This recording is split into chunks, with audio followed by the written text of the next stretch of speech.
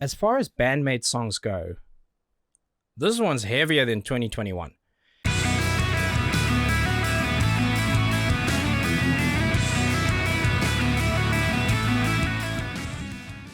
Welcome back and thank you for joining me for another reaction video. Today we are back with more Band-Maid and it's a new one called Shambles. I believe it's about 2 weeks old at this point.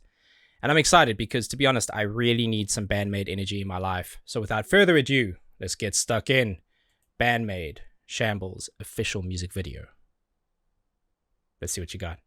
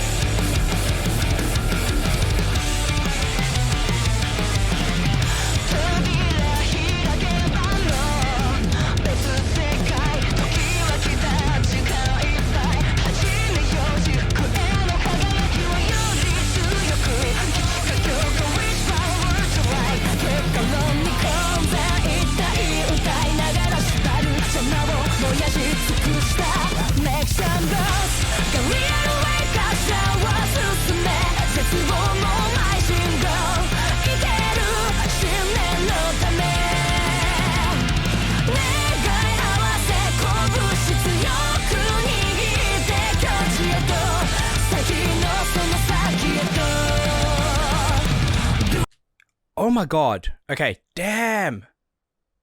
This one is relentless. There's no clear opportunity to stop, and I don't think there's going to be one, so I'm picking my moments. Be kind, be patient. I'll go back a bit. Man, that's aggressive. As far as Band-Maid songs go, this one's heavier than 2021.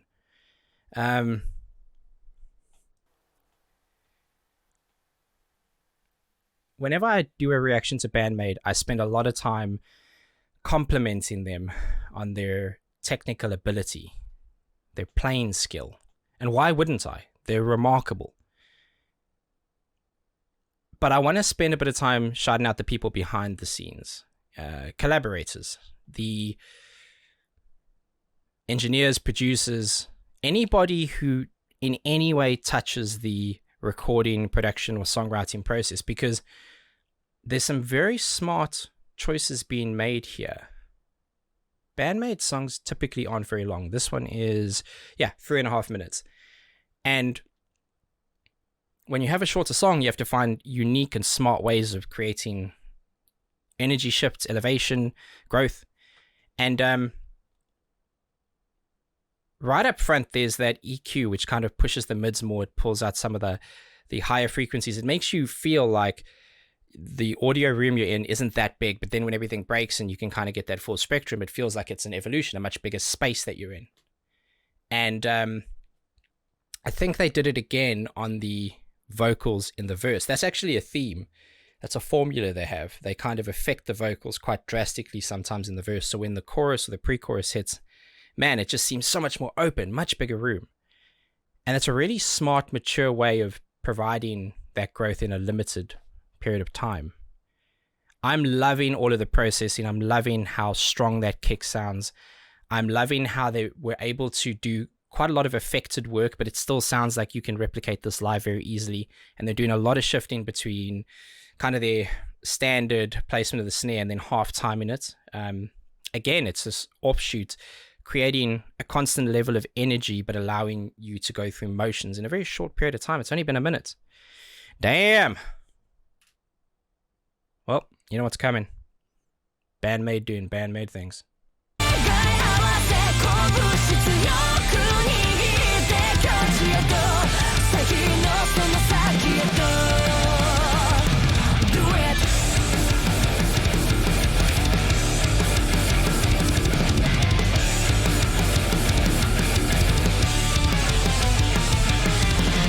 Yeah, you know I'm gonna stop. Come on, come on.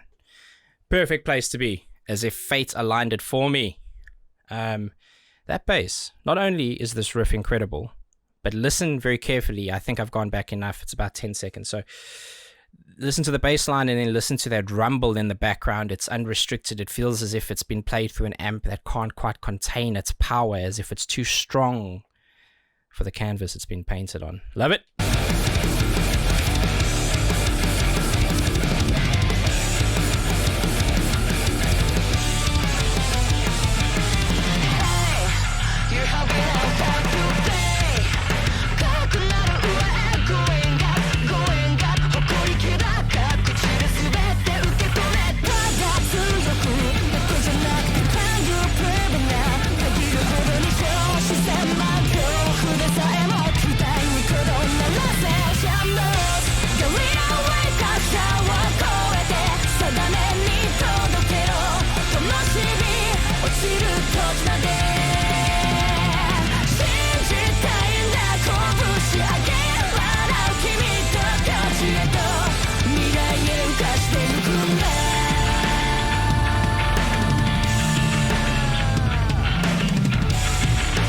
Come on, give me some solos. Come on.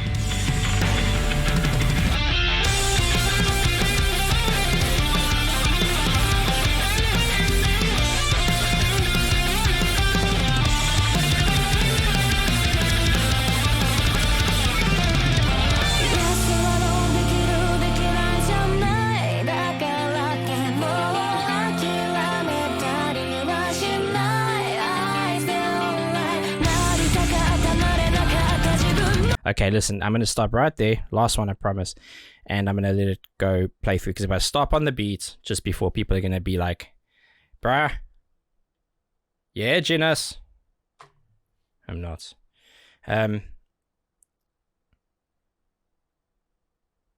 This is, I mean, my God, this is great. I loved how the solo was handled. There was some bits at the end there which were some nice runs and show-off bits, but there was a lot of like... respect for melody. It wasn't just some scale work that was thrown in really quickly. We know how capable she is. This is a nice, softer, although brief, it seems, softer piece for us to breathe as audience, particularly in a live venue. This is a place for you to catch your breath before you yeet yourself back into the nether. It's funny. The one and only, the man himself, Ty Frank, he sent me a link to a live version of Choose Me, I think. Yeah. And it's like this crazy, almost jam session where things are layered and built up upon each other. And we spoke for a long time about the mastery in that, the genius of that, and what a privilege it is to be able to see something that is dissected in a way that it probably was written. It's a small peek behind the curtain of this collective brilliance, and they're stripping things away, and it's almost like they're showing you the layers and the thought that went into it. And there's a little bit of that there. There's just a tiny bit of that there. And I am grateful, I think is the word I'm looking for. Impressed. And as always, grateful.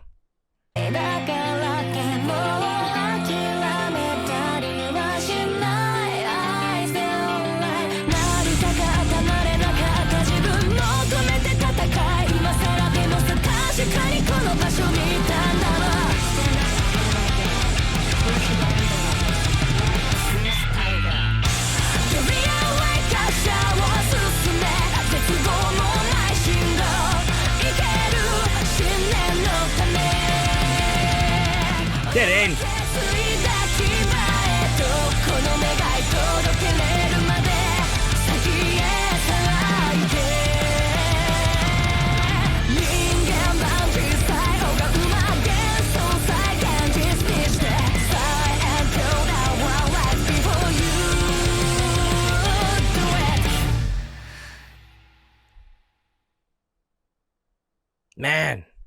Man. Damn, that's good. Oh yeah, let's shout out. Wow, there's two, right? So I'm not even gonna pick one. I'm not gonna open them up. But obviously, Dicodic have done a version of this. I'll put a link to theirs, and so is my man, Mr. Ryan Meir. In Afrikaans, Meir means more, and we always want more, Ryan. So it's close enough. Okay, right, let's talk Band-Maid. Yeah, phenomenal. Aggressive, phenomenal. I do not want to run to that song because I will be out of breath and 17 kilometers away by the end. That's good, man. That is like one of my favorite parts about that, outside of kind of the production and layering. I saw some nice. I didn't see it. This is actually a good thing. I do see things that I'm hearing. I kind of have like a visual picture of them. I talk about this canvas and things all the time and how audio is painted on it. It's easier for me to know where everything sits and know where everything should sit and understand how to then look through the gaps, right? So that's my process. I guess everyone has a different one when it comes to active listening. So I saw some spoken kind of, not the backing vocal back and forth. It was like a spoken vocal at some points as well. It's very soft. It's loud enough to hear, but it's delicate. It's placed very delicately. And but my favorite part of that song is definitely in the chorus when it switches to the halftime. There's just such a groove to that. It's like a syncopation to it that you just need. It's like it wasn't written into the song. It's like the song demanded it. As a listener, you're just like, oh, of course. Anything else would have been so sinful. They know how to write songs that are very true to them, and they know how to write songs that are beyond enjoyable for us. They're remarkable talents, and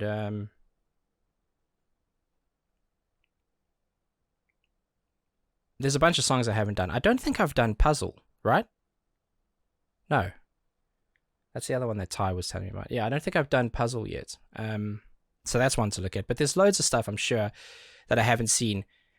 I am yet to hear a song that I think, oh, they're going to have trouble doing that live, just because of how good they are, but because of how smart they write it. I've also seen some live versions of songs where I'm like, yeah, of course, it sounds even better. What I would really like, and I think I've looked at one of these in the past, is to see them do a song like this or something similar, acoustic.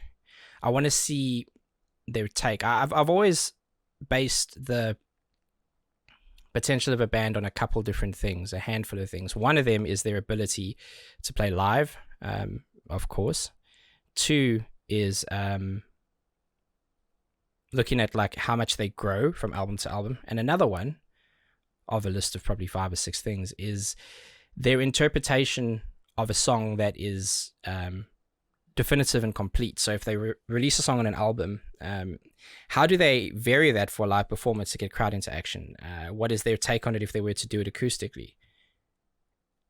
It's like this artist painting over the top of a complete painting that we love and adding different colors, and it's I think it's really fun, and I'd love to see something like that. So I don't know how much of that is out there. I'm sure you guys will direct me, but I'm very excited about it, and I'm looking forward to doing another one. Thank you for your patience. Thank you for being kind and waiting. There's lots of bands to get through, and this is a hobby of mine that I have so much fun doing, and I am so grateful for your support.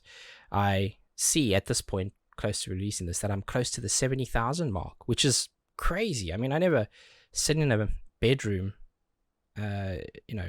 handful of years ago, probably 3 years ago, can't remember,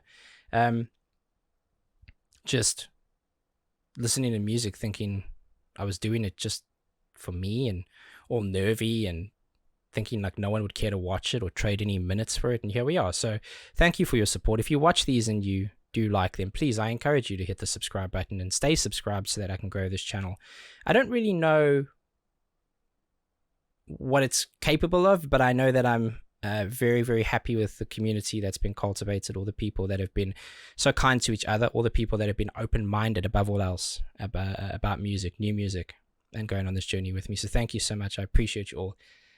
Send links in the comments to songs of theirs or anybody else, or other versions of songs that you'd like me to take a look at, whether it's personally or for a reaction, and I will make sure to get those on the list. Thank you again. Until the next one, please be kind, be fantastically, enormously nice to each other, and have a damn good day.